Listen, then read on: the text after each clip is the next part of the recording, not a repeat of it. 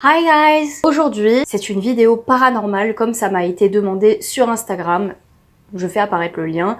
Donc si tu n'es pas encore abonné, je vois pas ce que tu attends en fait. Je vois pas ce que tu attends pour t'abonner à ma chaîne et à mon Instagram. J'y suis très présente. Je fais des débats, j'envoie des photos et tout y coin tutti. Donc si tu n'y es pas, tu vas tout rater, c'est dommage. Sans plus attendre, je vous laisse avec le générique avant de vous parler de 4 histoires à hérisser tous les poils du corps. Restez ici.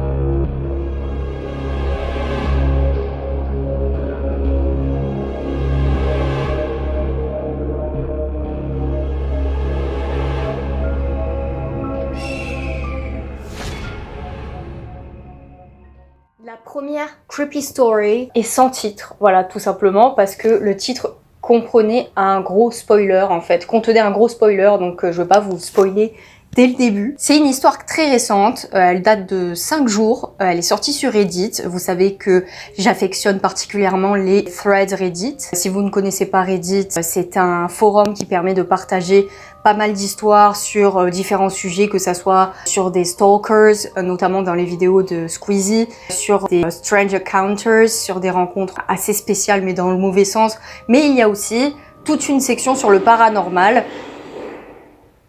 S'ils pouvaient arrêter de faire des travaux.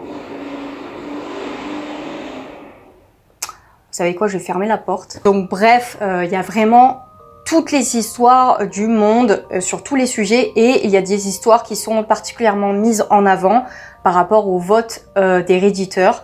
Et cette histoire en fait partie vu qu'elle a eu des milliers de votes. Donc commençons. Let's start. Le garçon commence, on va l'appeler Oscar, et commence en disant qu'il a eu une longue discussion avec son père la nuit dernière à propos de la maison dans laquelle il a grandi. Donc il dit que c'est de l'âge de 6-15 ans. Et il a 21 ans actuellement, donc ça date un petit peu, hein, ça date de 6 ans. Et apparemment, l'ancien propriétaire était mentalement dérangé, mentalement malade. Il s'est tué en fait dans la chambre qu'il occupait et il s'était suicidé à côté de la fenêtre. Et il précise que il y avait un espèce de trou sur le sol qu'il avait toujours recouvert avec une chaise pour pouvoir un petit peu cacher les meubles, c'est le cas de le dire.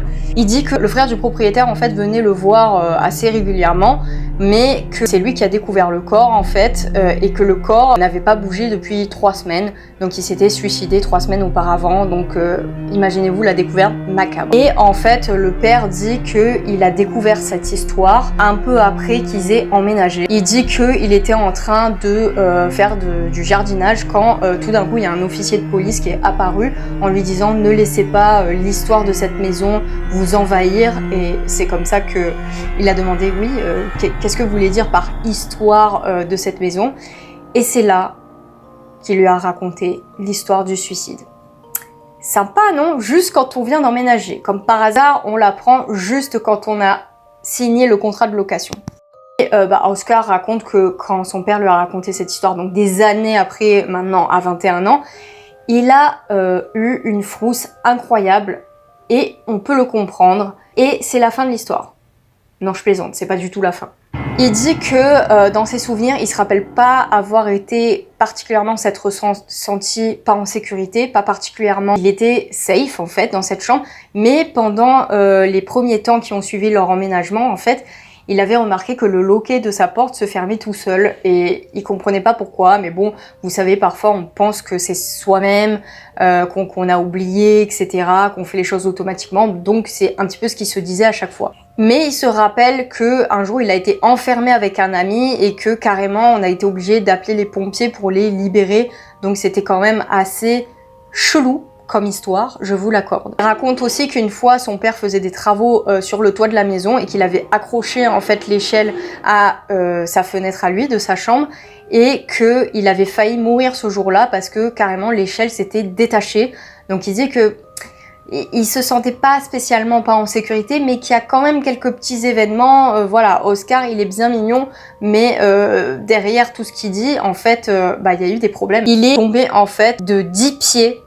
Voilà, il y avait une distance de 10 pieds par rapport au sol et il est presque mort. Donc il aurait pu se péter la gueule, littéralement. Donc il dit ensuite que ses parents ont divorcé et que son père a encore vécu 2 ans dans cette maison avant de partir. Mais il dit que en fait c'est devenu tellement dérangeant, disturbing de vivre dans cette maison. Il raconte que par exemple, il est revenu un jour du travail et il sent une odeur, une forte odeur de fumée, comme si quelqu'un était en train de fumer dans la maison.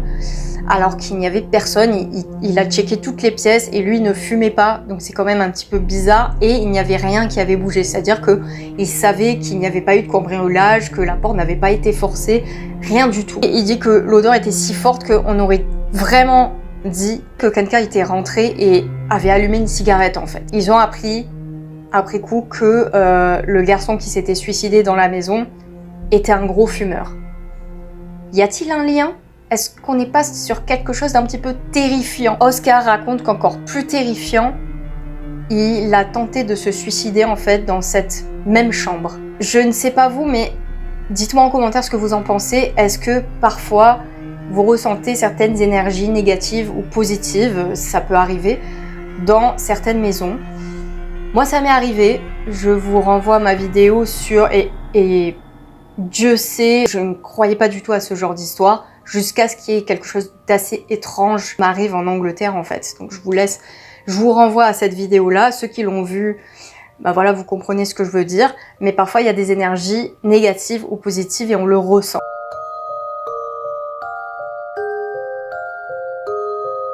La deuxième histoire dont il est question se passe en Taïwan. Marc nous dit qu'il travaillait dans sa jeunesse dans un marché à Taïwan et qu'à côté, il y avait un espèce de building de 6 étages dans lequel il y avait un cybercafé à un des étages. Vous savez, c'était des lieux où on se retrouvait pour avoir une connexion internet parce que c'était pas encore généralisé à tous les foyers, enfin bref.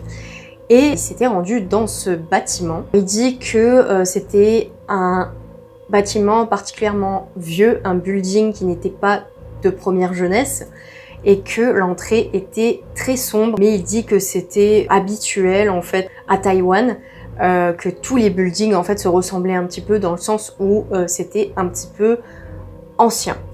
Donc il dit jusque là rien à signaler, RAS. Il repère donc un ascenseur qui avait l'air flambant neuf par rapport au reste du bâtiment, mais il fait pas plus attention à ça. Il prend l'ascenseur et il voit que, chose étrange, sur le panneau des étages, avec les boutons, tout ça, premier étage, deuxième étage, troisième étage, il n'y a pas de 4e étage. Encore une fois, ça peut paraître bizarre, mais à Taïwan, il y a énormément de superstitions. Comme dans pas mal de pays asiatiques, le cybercafé se trouvait au 6e étage. Il prend l'ascenseur qui était flambant neuf et il appuie sur le 6e étage. Le problème, c'est que lorsque les portes s'ouvrent, tout est noir. Il n'y a aucune lumière. Il a l'impression que c'est un étage qui est complètement vide, vide de vie. Il n'y a pas de trace de vie, aucun chat en fait, ni de pelé, ni trois tondus, rien. Et seulement la lumière de l'ascenseur qui est clignotée. Et là, il remarque qu'il n'était pas au 6e étage, mais les portes s'étaient ouvertes, comme ça, en plein milieu. Et là, il remarque une grande pièce dont les meubles étaient recouverts de drap blanc, donc déjà, tu bades à mort, et il n'y avait aucune trace de vie, à part une silhouette qu'il a soudainement vue de loin.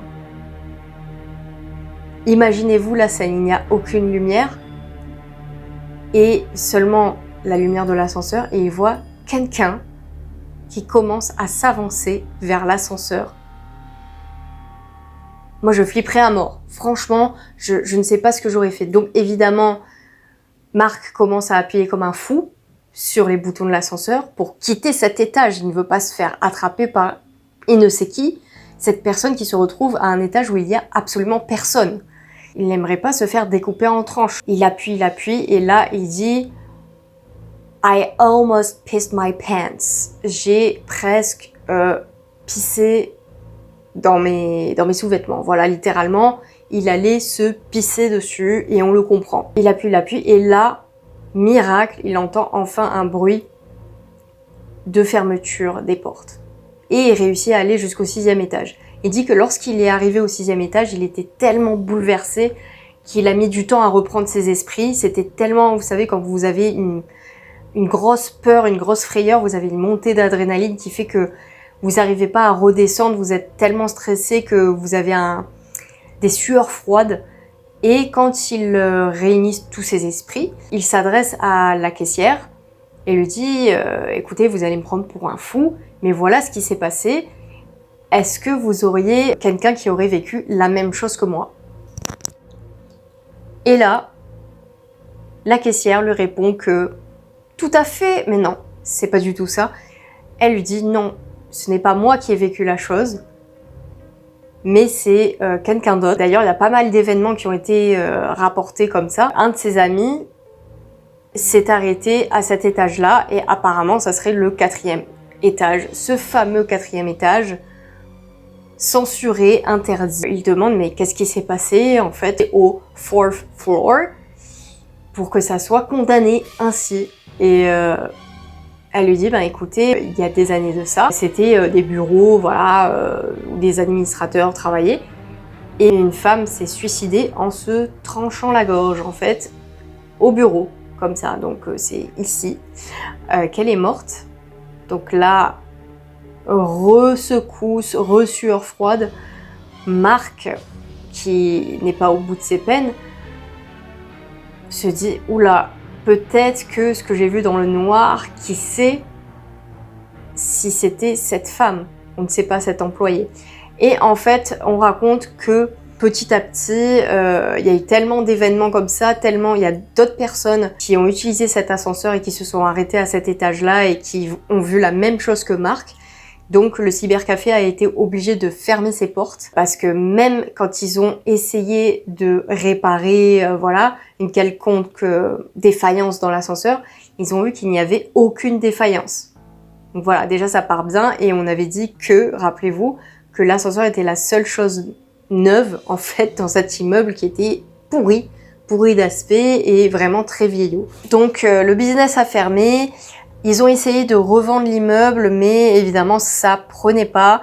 Même pour une bouchée de pain, personne ne voulait le building parce que, évidemment, vous savez que les rumeurs vont bon train.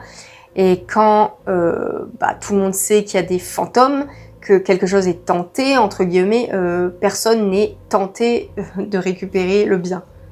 C'était une super blague, c'est tout le mérité pour moi. Pas de chance, personne n'en voulait, mais il y a toujours un mais. Un jour, quelqu'un a repris le business, enfin, a racheté le bâtiment pour une bouchée de pain, s'est dit génial, ça coûte pas cher. Peut-être quelqu'un qui ne croyait pas au paranormal, je ne sais pas, ou quelqu'un qui voulait y croire justement. On ne sait pas, on ne saura jamais, mais en tout cas, il a entrepris de faire des travaux dans ce bâtiment, mais les workers qui faisaient les travaux ont de suite abandonné à cause du fait de nombreux incidents qui ont eu lieu dans le bâtiment et d'autres personnes qui ont vu cette apparition justement dans le pitch dark. Voilà, dans vraiment le noir, cette silhouette qui était si effrayante.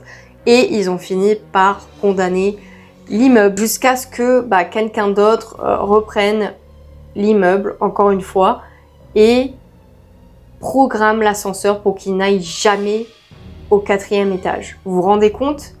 Programmé, quoi. Donc voilà. Encore une histoire avec un ascenseur. Si vous vous rappelez bien, ma première vidéo sur les glitches dans la Matrix, on parlait d'un ascenseur. Si tu ne sais pas, tu mates la vidéo. C'est cadeau. On va passer à la 3e histoire. La 3e histoire s'intitule Grandma.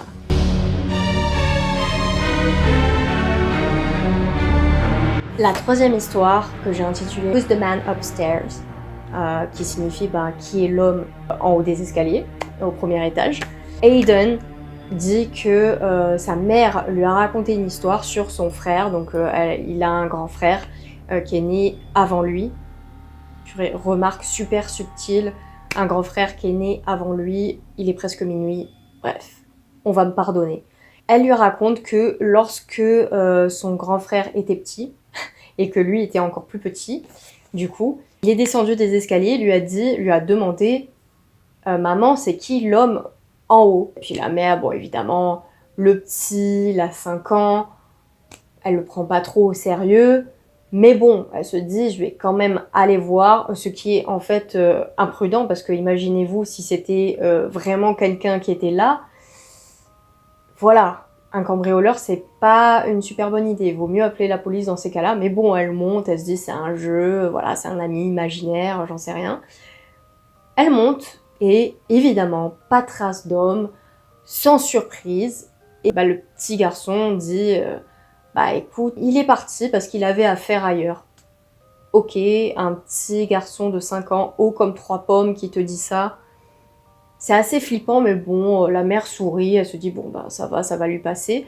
Et puis, de fil en aiguille, en fait, elle entend son fils aîné parler avec quelqu'un et elle savait qu'il ne parlait pas à son petit frère. C'était vraiment une conversation, voilà, comme s'il avait un ami en face de lui.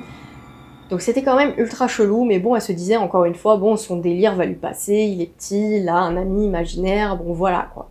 C'est un petit peu dans l'air du temps, c'est de sa génération quoi. Et puis, un jour, elle lui demande de façon totalement random, ouais, alors ton ami, comment va ton ami, tout l'homme dont tu me parlais il y a pas si longtemps. Et puis, à sa grande surprise, le frère aîné répond, ben écoute, il est parti. Elle lui dit mais comment ça, il est parti, enfin ça veut dire quoi? Et là, ses poils se hérissent. Enfin, si ses cheveux auraient pu se lever, pouvaient se lever à ce moment-là, toute sa coiffure, elle aurait été décoiffée en fait, parce que le petit répond, c'est mamie qui lui a dit de partir. Pourquoi est-ce que c'est effrayant? Eh bien tout simplement parce que le petit garçon, donc le frère de Hayden, n'a jamais connu sa grand-mère. Elle est décédée 1 an avant qu'il naisse. Et il ne l'avait jamais vue, ni en photo, ni rien, absolument rien. Et là, il dit que la grand-mère a chassé en fait cette personne, cet esprit, cette personne qu'on considère comme un fantôme de la maison. Donc il dit que grand-mère a dit de nous laisser tranquilles. Et l'histoire s'arrête là. Et là, c'est pas une blague. Elle s'arrête vraiment là.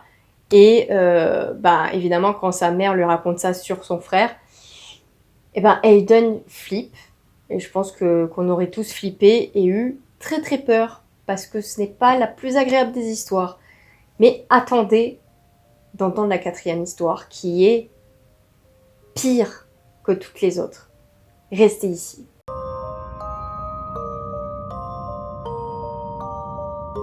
Donc la 4e histoire que j'ai intitulée Little Boy, parce que c'est à propos d'un petit garçon, comme son nom l'indique. Logique. Donc Dawson travaille dans une épicerie, voilà, il est commerçant et il est sur le point de fermer boutique et il voit un petit garçon rentrer dans son commerce, comme ça.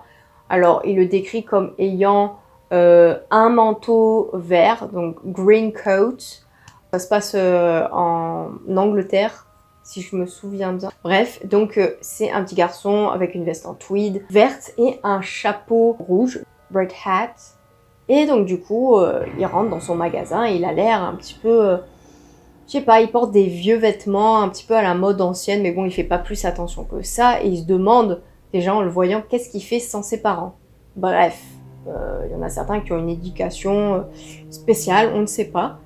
Et puis en fait, le garçon le regarde hyper intensément, tellement intensément que bah, il recule d'un pas. Il sait pas, mais il se sent pas très à l'aise. Il lui dit mais qu'est-ce que je peux faire pour toi, voilà. Et il continue de le fixer. Et il lui dit Where is the restroom? Où sont les toilettes, en gros? Donc il lui indique, il dit écoute dépêche-toi parce que je vais fermer, enfin voilà, donc il lui refuse pas parce que c'est un petit garçon. Donc voilà, et il se dit bon, ça m'embête un peu mais je vais continuer à faire voilà ce que j'ai à faire mes comptes pour la journée, voilà, mes cartons, mes emplettes, à faire mes inventaires. Et au bout d'un moment, il finit tout et il constate que le petit garçon n'est pas de retour en fait.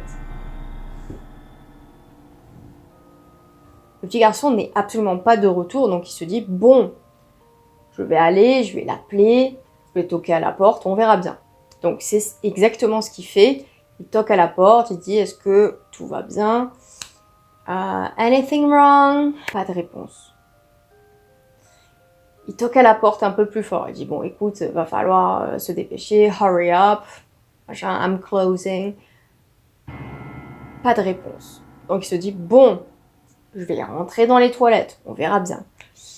Il rentre dans les toilettes en se cachant les yeux parce qu'il se dit j'ai pas envie de voir un petit garçon sur le pot, enfin bref. Et puis là, aucun bruit. Il s'attendait à entendre un petit garçon crier genre ferme la porte, machin.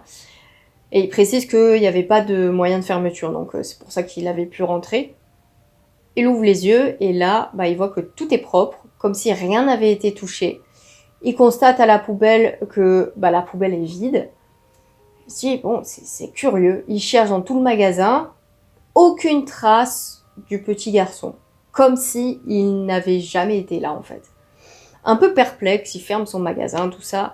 Et bon, il y pense un petit peu, mais il essaie d'oublier l'événement, quoi. Il se dit, bon, il y a besoin d'une explication à ça. Peut-être que c'était une blague, il est parti sans que je m'en rende compte. Enfin bref, 1001 raisons.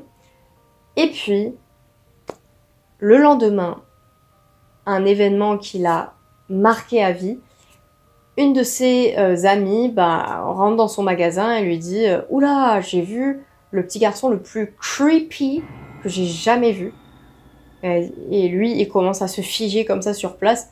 Il fait « Quoi ? Qu'est-ce que t'as vu ?» J'ai vu un petit garçon en train de regarder à travers la vitrine avec un regard qui me fixait. Je te dis pas. Et effrayé, il lui demande mais de quoi est-ce qu'il avait l'air? Et elle lui dit écoute, il avait un long manteau vert en tweed, une veste en tweed et un chapeau rouge. Et là, il se décompose sur place et dit voilà, je n'ai pas rêvé, il était bien là, il était à travers la vitrine. Qu'est-ce qui s'est passé? Dites-moi dans les commentaires si vous pensez que ces histoires sont vraies, c'est des histoires qui ont été rapportées sur Reddit. Moi, pour ma part, comme je vous ai dit au tout début, il y a des histoires auxquelles je crois pour avoir vécu une seule fois un événement paranormal, alors que j'y croyais pas du tout avant. Je suis quelqu'un d'assez, on va dire, sceptique et rationnel, même si j'ai un grain de fantaisie. Dites-moi ce que vous en pensez. Est-ce que vous voulez d'autres threads comme ça sur des fantômes ou sur d'autres sujets? Dites-moi dans les commentaires. N'oubliez pas de me mettre un petit pouce bleu, voilà, je fais ma gratteuse, de me suivre sur Instagram et évidemment de t'abonner à ma chaîne, c'est très important. And remember, you rock. That's true.